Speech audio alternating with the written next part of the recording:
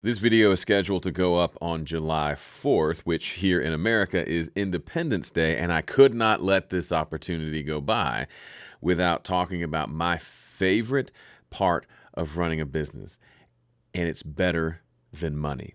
Now, I got nothing against money. Money is the primary result of running a business, right? The primary reason a business exists is to generate profit. But what's better than just the money? For me, that answer is autonomy. Autonomy is the name of the game with me. What do I mean by that? Another word for autonomy is the word freedom. And in this video, I want to talk about 3 different types of freedom that running your own online business can give you, and why I find those things to be incredibly valuable, and why I would be hard pressed to trade my current career for just about any other career because of how much I value autonomy and how I would argue it's better than money. So let's dive into it. Before we do, be sure to stick around until the end. I've got something new for you that I haven't talked about before that you're going to want to hear. Okay, so let's set the stage here. I've got kind of 3 different stories to kick things off. First, what really started me thinking about this was a post on Reddit. I've been in a bit of a Reddit kick. When I'm not reading funny stories about people behaving ridiculously, I'm looking in the different entrepreneur, small business groups, really just kind of seeing what people are posting, what people are talking about, occasionally jumping in and engaging the conversation because it's kind of a fun little side hobby. But there was a post in the entrepreneur Reddit talking about essentially how running an online business, you are by necessity working 80, 90, 100-hour weeks.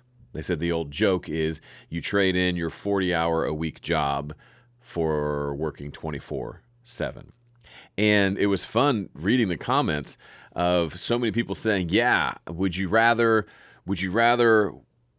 work lots of hours doing something that belongs to you, that you own, and perhaps you even love, versus working 40 hours for someone else? And the underlying assumption was, yeah, that's what happens. When you start your own business, you just have to work countless hours, say goodbye to the wife and kids, good luck doing anything other than eating and breathing business. Hopefully you can get a couple hours of sleep at night, but otherwise, the rest of your remaining hours, 18 hours plus a day, must necessarily be devoted to the business. That's the only way to succeed. Wrong. Just want to say that.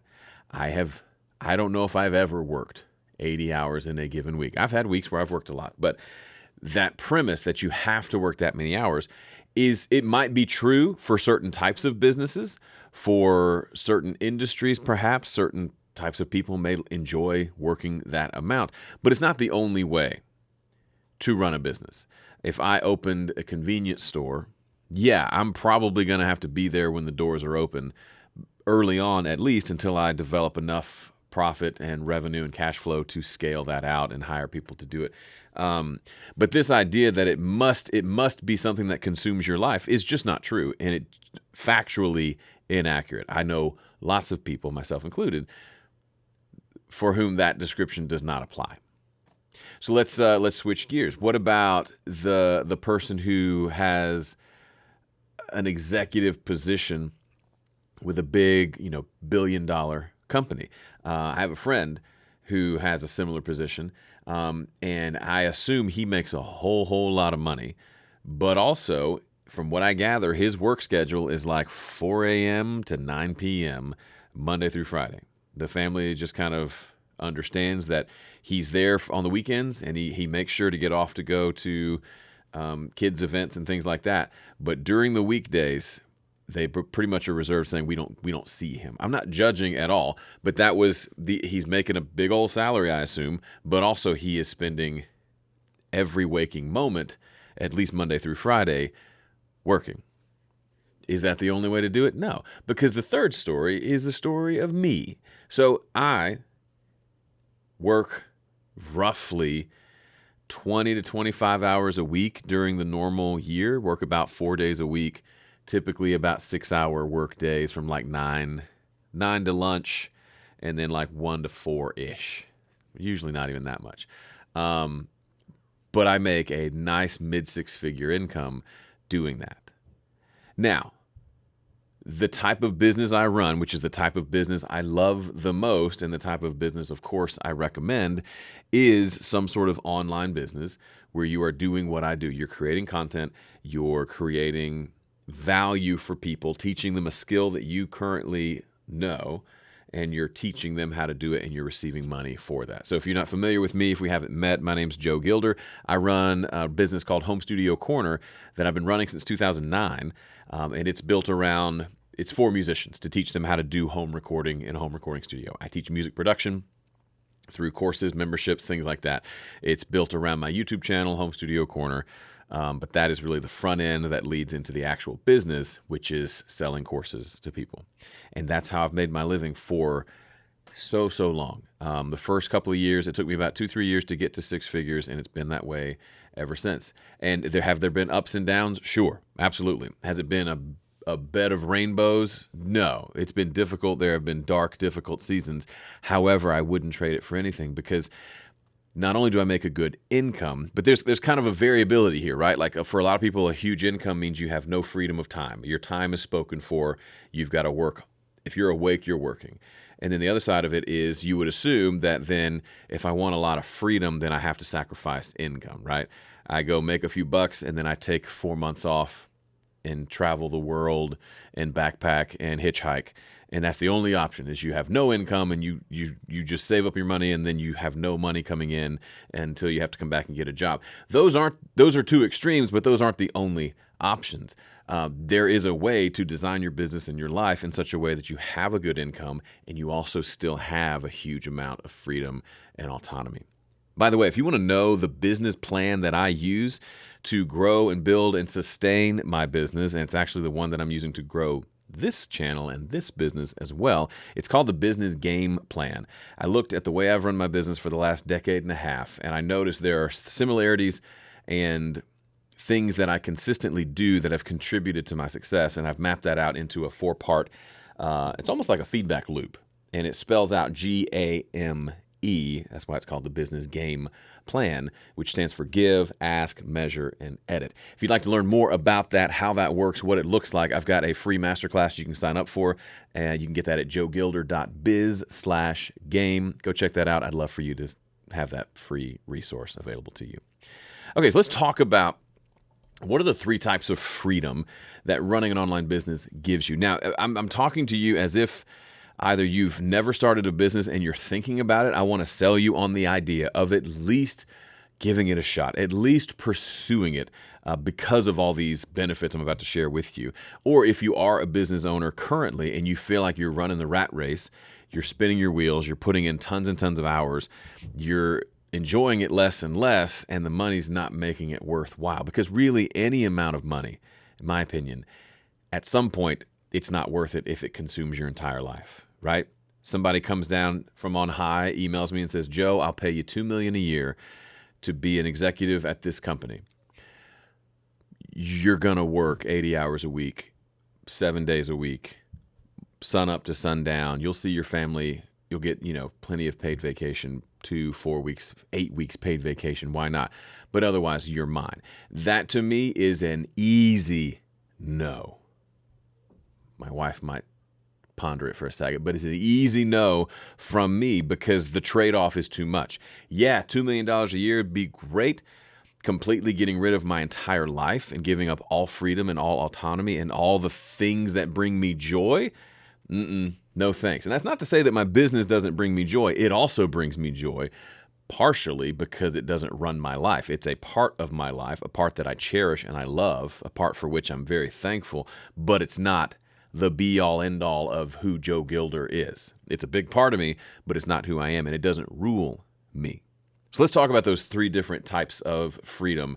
The first, and probably most obvious, is time freedom. My wife and I use the phrase time freedom a lot. When we're talking about our business, we're talking about plans moving forward, things we want to try, things we don't want to try. One of the big kind of indelible pieces of that conversation is, does it add to or take away from our time freedom, our ability to set our own schedule and do things on our own timetable. We've decided, and this kind of just came out organically, but we've been able to kind of voice it in the last few years. We've realized that that's really valuable to us. The ability to have that time freedom is more valuable than just about anything. And so any decision that we make, especially regarding the business, goes through that filter. Does it take away from our time freedom, or does it give us more time freedom? That doesn't mean if something's going to take a significant amount of time, we automatically say no, but it's got to have a good reason. And it's got to fall within the confines of the parameters we set of how much we want to be working. And if it goes above that, that's kind of an automatic no. So what do I mean by time freedom? First of all, I mean the freedom to set my own schedule, the freedom for us to set our own schedule. By the way, here's a quick hack. One of the biggest boons to my productivity. As much as I love productivity systems, I love writing things on paper. I love using apps for productivity. I love calendars. I will regularly change up my productivity system to keep it exciting. Probably because I can't commit to one for very long. Here's my to-do list lately that I'm working on a piece of paper, because that's kind of my latest thing. I love productivity. The biggest boon to my productivity, the biggest help to my productivity has been having my wife run my calendar. Now, you may find that having your spouse do that is not a great idea. It took us a long time to get to the point where this is a really fun and healthy thing. But having someone else in charge of my day-to-day schedule has been so helpful, because I can set up a beautiful schedule. I can set up the most perfect weekly schedule you've ever seen. But by lunchtime on Monday, I will have blown the whole thing, because I'll have an idea, or I'll blow something off, or I'll take too long on something, or I'll get distracted, or I'll go down a YouTube rabbit hole and watch a bunch of Gordon Ramsay TV episodes, and I've blown the Monday, which means I've blown the whole week, because everything's getting mushed together. So after many years of doing that, trying and failing at that, I realized I need some outside accountability. Some of the best, any business, entrepreneur, brand that you follow, chances are they talk probably a lot more about this than I do. They have at least somebody like a virtual assistant of some sort, personal assistant, setting their schedule, because as entrepreneurs, we kind of have the monkey brain, right? We're like all over the place. Ooh, look at that, look at that, look at that. It's nice to have somebody say, hey, this is what's important. This is what you're going to focus on. Does that mean she has all the power in the business? No, not in the sense of she determines the direction of the business and she alone is at the wheel. It just means together, as the people who own this business, we decide what's important, and then she helps enforce that by making sure I stick to what I've committed to on the calendar. So if I'm launching a new course, for example, that thing would take me probably 18 months to put out if it was on me, because I would find other things to do. I would get distracted. When she's behind the wheel, we launched a new course earlier this year, and it probably took about 4 weeks total to create it.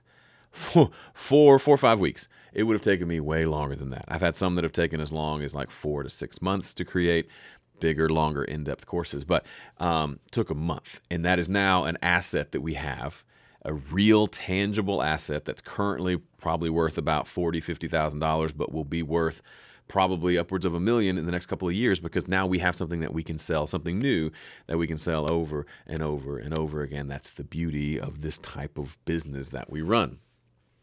Okay, so time freedom means having the ability to set what your schedule is going to be. I am not a big fan of having a job and having someone tell me when I need to be where. Now, I understand nobody's a fan of that on some level.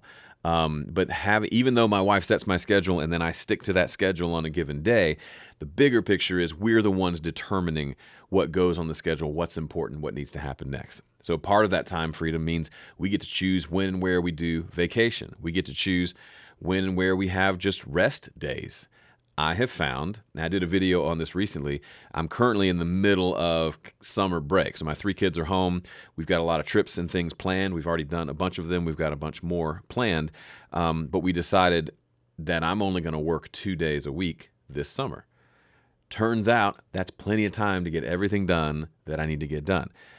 If anything, it makes me wonder if going back to 3 or 4 days a week will only be worse, because we'll have more time. So will we be as judicious about choosing that time? I don't think that's going to be the case. But the fact that we've had to say, oh man, there's only 12 to 14 hours on the calendar each week to get everything done that needs to happen in the business. What are we going to do? Well, we say no to a lot, and then we only put the things that are the absolute must do critical things on the calendar, such as make this video, such as writing emails for a promotion that we're doing, things like that. And then all the other stuff gets shoved off the calendar. It doesn't happen. And as it turns out, the most important stuff gets done and we're good to go.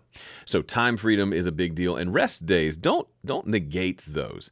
I find, if anything, I have more ideas, more inspiration, more forward momentum in my business the more rest days that I have. Whether it's just a day off where we're just hanging around the house or go mountain biking with the kids. Like, it's not that I'm sitting around like thinking about business the whole time, but we'll do something fun in the morning, come home, have lunch, and then I might spend a couple hours reading a book or just journaling and dreaming on paper, and like my brain is free to explore all the things that maybe are bouncing around my brain regarding the business, because I do love business and I love thinking about business and reading about business. It's a hobby of mine of sorts. If I was working all day, every day, I'd never have that open space to just think and to dream and to plan and to draw things up and say, hey, does this make any sense? No? Yes? I don't know. That is invaluable. I've said this before. I've just about every big change in my business has come on the heels of a summer beach trip. Typically, I roll out new things in the fall, and a lot of times those ideas came while sitting on the beach, reading a bunch of books, and having some freedom, some buffer space to like think and dream and come up with new ways we want to do things. So make sure whatever you're doing, you give yourself adequate rest days. If you do work the typical 5 days a week with 2 days on the weekend, try not to fill up your life with activities such that you don't have some of that just free range time to let your mind wander and dream. I think a lot of people, we notice this, especially people with young kids, they will fill up their schedule with so many activities that they are just chronically exhausted. And if they're entrepreneurs as well, that means they have almost no time in their schedule to think and dream and to see what the next step and what the next phase is going to be for the business. Second type of freedom, and I've already kind of alluded to this, is what I'd call agenda freedom or focus freedom. This means we get to, as business owners, we get to set the terms of engagement for how this business is going to work, right? I get to say when I'm working. I get to say what are the things I'm going to focus on. I get to choose the goals and the targets and the things I'm going to run for. I get to choose the focus of the business, the focus of my time, the focus of the days. No one else gets to choose that for me. Now, that comes with a whole bag of worms as far as like making the right choice and feeling all the anxiety around making sure you're focused on the right things. But I would take that along with the anxiety over having someone else always setting my agenda. I want to set the terms of engagement. Now, this is something that is especially helpful if you feel like, man, if I get into this type of business, I've got to run it this certain way. Anytime I hear statements like that are like definitive, this is how this works, my cynicism bell goes off. Because almost always, that's not necessarily true. It might be true for some people, but you could do it differently. So you may think to run a business like mine, so many people tell me, oh man, I bet you never sleep with all the stuff that you're doing. And I suppose from the outside looking in, it looks like I'm doing a whole lot. But reality is I'm doing a handful of very important things, and I'm not doing there's a huge list of things I'm not doing. For example, I post my weekly YouTube video for this channel in Home Studio Corner. I write a weekly email for each business. I'll write more emails if there's a promotion happening, but that's the core of the business, right? Because everything else is set up and running. I just have to make sure I continue to feed the machine with new content, leading people to sign up for my email list, which leads them into my system, which leads them to buy some of my stuff eventually. That's the core of my business. So we've really kind of pushed aside all other stuff. I'll occasionally jump on Facebook. I'll occasionally look on Twitter. I technically have an Instagram account, but I don't post to any of those because I've realized I'm going to hone in on the stuff that works, and I'm going to kind of put aside the rest. So imagine if you are, following the Gary Vaynerchuk advice, which I haven't followed him in a while, but for a long time his advice was put out 100 pieces of content a day on all the platforms and put them out, that ones that are appropriate for each platform, and just flood the market with your face and your content, and good things will happen. Sure, that very well, I'm sure that works. I'm not willing to do that.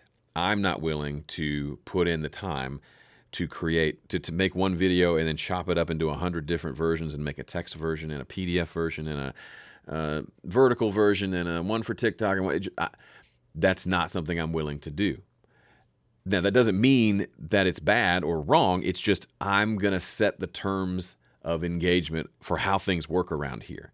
So that's the first piece of it. The second piece of it is if you are in any sort of business where you work with other people, you have people coming to you as clients perhaps, where you do a service for them, or perhaps you do some sort of coaching relationship with them, you get to set the terms for that engagement as well. What does it look like to work with you? You get to decide. So in the coaching world, I do a little one-on-one coaching, business coaching for people. And in the coaching world, one of the big primary things they tell people to do is you should just do a lot of free coaching sessions and eventually sell people into working one-on-one with you. I've resisted that for the last several months because that's just not something I necessarily thought I wanted to do. And you could just say, sign up for a free coaching session and fill up your calendar. And that's a thing. Some people might do that. That's not the way that I want to work. I want people to go through an application process. I want to make sure they're a good fit for me and I'm a good fit for them before we do anything like a free call or things like that. So the point here is you get to determine how people are going to work with you. When people email me and say, hey, can we jump on a quick call? I want to pick your brain about something. I say, no, that's not something I do. I will do it with a few people with strategic reasons in mind, but just anybody off the street, people email me. I'm very approachable in my content, so a lot of people tend to think that they know me, which is fine. That's great. That's a good thing. But unfortunately, that means they'll email me like, hey, will you call me and answer a few of my questions? The answer is no. That's not how things work around here. I've created content. I've got pathways for you to give me money in exchange for the courses to teach you things. I also have a coaching program if you want to go that route. It's very expensive because I value my time. And if that's not it for you, I've got 15 years worth of free content. I hope that's enough for you. And if not, it's not, and that's fine. But I'm not going to spend all day on my phone with my phone blowing up because all these people, I've given them permission to reach out to me and dictate the terms of engagement. I get to decide what's right for me.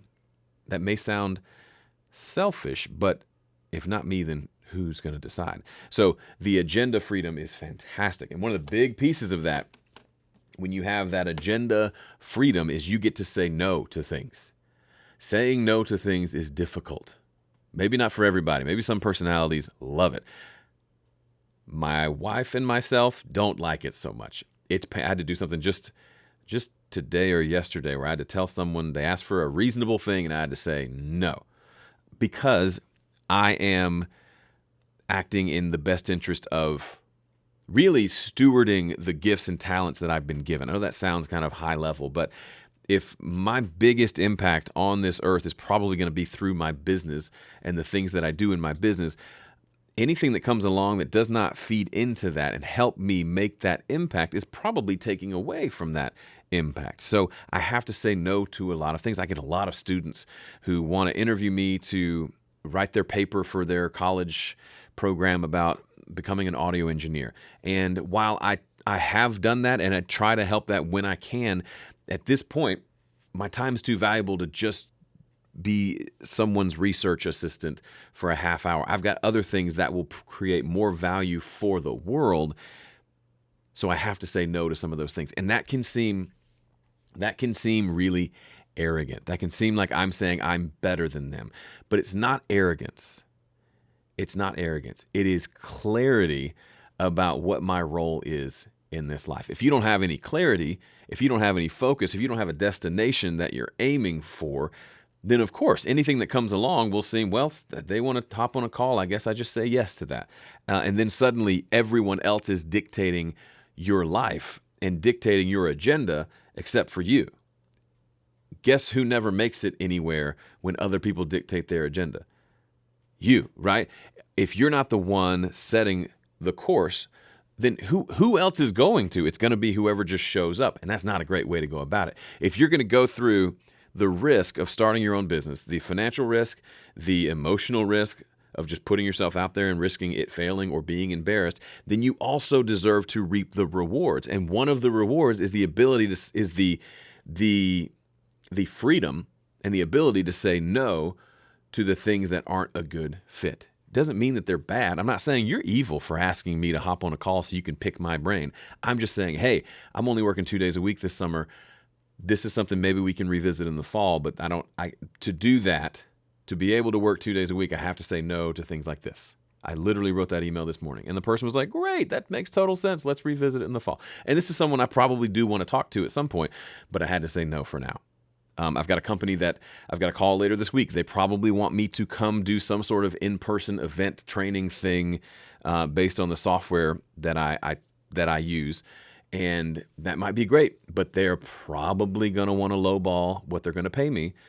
And I'm going to have to be able to, I have the freedom in my contract to say yes or no. And I've got my rate in the contract.